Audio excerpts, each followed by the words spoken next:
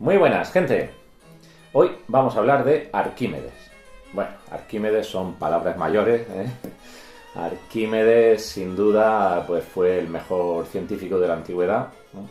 Si preguntáis a un matemático el mejor matemático de la era moderna, bueno, pues ahí habría quizá variedad. Muchos opinarán que Gauss, otros se decantarían por Newton, algunos por Euler. Pero si hablamos de la antigüedad, el mejor matemático y científico de la antigüedad, ahí yo creo que hay unanimidad en que fue Arquímedes, ¿vale? Estamos hablando del siglo III a.C. en Siracusa, en la antigua Grecia. Bueno, obviamente no vamos a contar aquí todo lo que hizo Arquímedes porque saldría esto muy largo. Pero en fin, quizás lo más conocido pues puede ser, por ejemplo, la ley de la palanca, ¿no? Como él diseñó sus catapultas, aprovechando pues eso, la forma en que se podía repartir la fuerza y un peso en una palanca. También es de sobra conocido el principio de Arquímedes, ¿no? Sobre cuerpos que se sumergen en un líquido, la famosa anécdota de Eureka, de salir desnudo y tal. Pero bueno, hoy nos vamos a centrar más en la parte matemática, ¿no? Y dentro de la matemática, digamos que Arquímedes se considera el gran maestro de las figuras curvas, ¿no? A los griegos en general les encantaban los círculos, lo consideraban la figura perfecta. Y vamos, y ya por extrapolación, pues todo lo que tenía que ver con las curvas.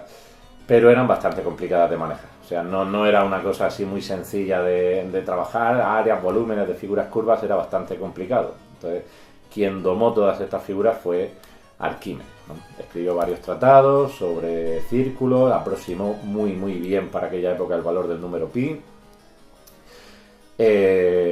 Una de las cosas de las que parece ser que estaba más orgulloso es de haber demostrado que el volumen de una esfera es 2/3 partes del volumen de un cilindro que la contiene de forma inscrita, o sea, justamente pegado por arriba y por los lados. Si metemos una esfera en un cilindro, ¿no? Pues el volumen de la esfera son 2/3 del volumen del cilindro. Parece ser que estaba tan orgulloso que pidió que lo talaran en su lápida y que así se hizo.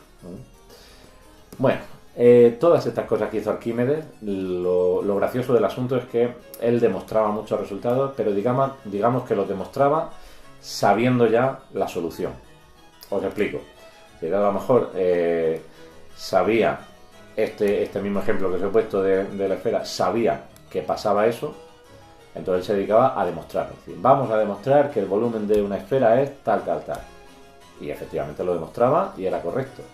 Pero la pregunta era, ¿y cómo sabía Arquímedes que ese volumen era el que él iba a demostrar? Es decir, ¿cómo sabía el resultado? Son muchos de los textos, eso, sabía el resultado de antemano y ya con el resultado de antemano demostraba que efectivamente era correcto. Pero la dificultad estaba en saber cómo llegó a esos resultados, ¿no? Bueno, muchas veces se pensó que no quiso decirlo, ¿no? Que era una cosa que él quería guardarse para él, el cómo llegó, o simplemente lo demostró, pero no le dijo a nadie cómo llegó. Bueno, eso no es así, ¿no? Aunque se supo bastante tarde, ¿no?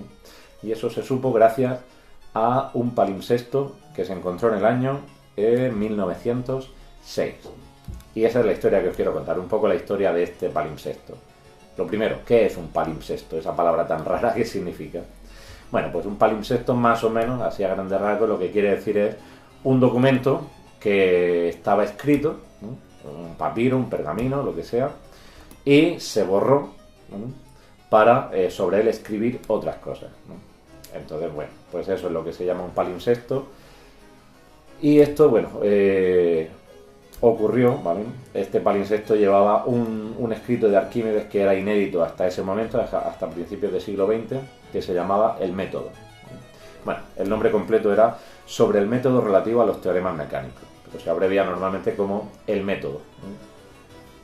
El Método, lo que llevaba ese texto eran, pues eso, muchas de las técnicas que Arquímedes usaba para llegar a esos resultados que en otros textos ya da por sabido.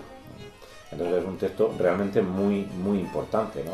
Son resultados sobre áreas, volúmenes, que hoy en día los tendríamos que sacar usando cálculo diferencial, usando lo que se inventó realmente en la época de Newton y Leibniz.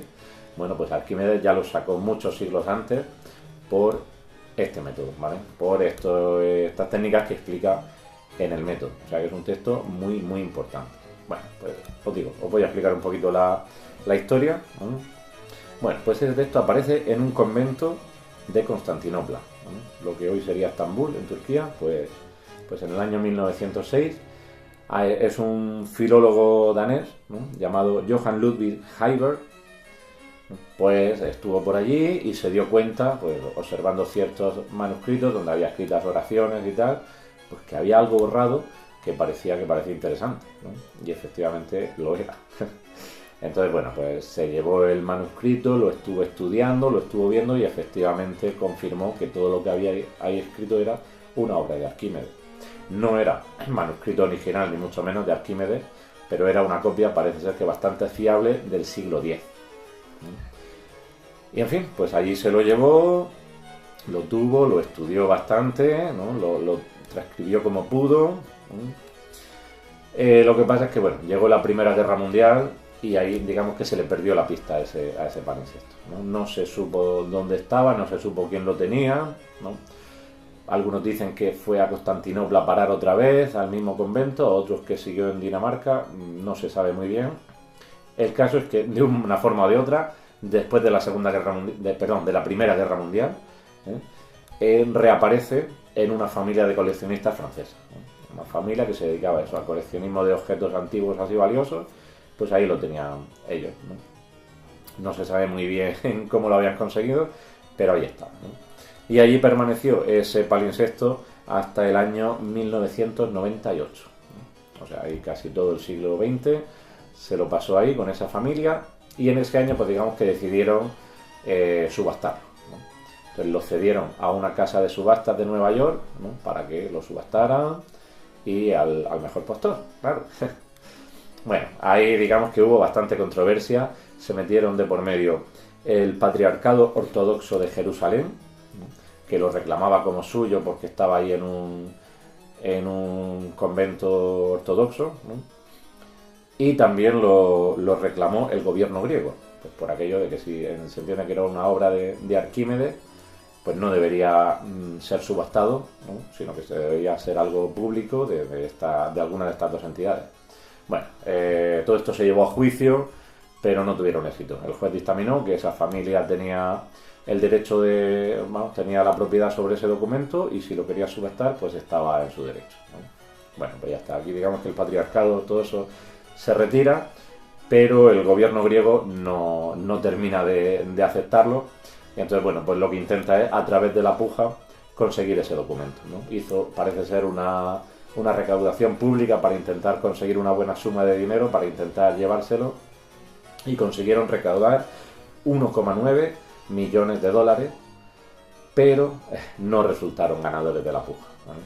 La puja se la llevó un comprador anónimo, no quiso desvelar su nombre, que pagó 2,2 millones de dólares. ¿Quién fue ese comprador? No se sabe. No quiso hacer público su identidad, ¿no? Se especulaba con que podía ser Bill Gates, pero no, se desmintió. Entonces parece ser que todas las pintas apuntan a que fue Jeff Bezos. Jeff Bezos es el fundador de Amazon, pero no es seguro. O sea, en ningún momento se ha confirmado que fuera esta persona, ¿no? De todas formas, bueno, cuando lo adquirió, sí que dijo que no lo quería para él, sino que lo quería para ponerlo a disposición de la ciencia, ¿vale? Para que se pudiera estudiar y tal, y así se hizo, ¿no? Ese documento actualmente se encuentra en el Museo Walter, es un museo de arte antiguo que hay en Baltimore, y allí, pues bueno, durante bastantes años lo estuvieron restaurando, partes que estaban bastante desgastadas las restauraron, lo analizaron, hicieron una transcripción fiel, descartaron ciertas cosas que parece ser que se habían introducido después con tal de darle más valor a este palimpsesto. En fin, bueno, pues allí lo tenemos actualmente y bueno, ya está transcrito y ya está editado y ya se puede ver todo el texto que contenía esa obra. En fin, ahí está, una curiosa historia de este documento que, como otras muchas cosas en matemáticas, uno se queda pensando, ¿y si no se hubiera perdido? ¿No? ¿Y si ese documento hubiera permanecido hasta por siempre? Es posible que la matemática, o por lo menos cierta parte de la matemática, hubiera avanzado mucho más rápido, ¿no? Pues no se sabe. Yo creo que sí. Yo personalmente pienso que a lo mejor esa pelea entre Newton y Leibniz por ver quién había creado el cálculo diferencial, pues a lo mejor ninguno de los dos. A lo mejor fue Arquímedes, quién sabe, ¿verdad? Pero bueno, así están las cosas. y así las hemos contado. Espero que os haya resultado curiosa la historia y hasta el próximo vídeo, gente.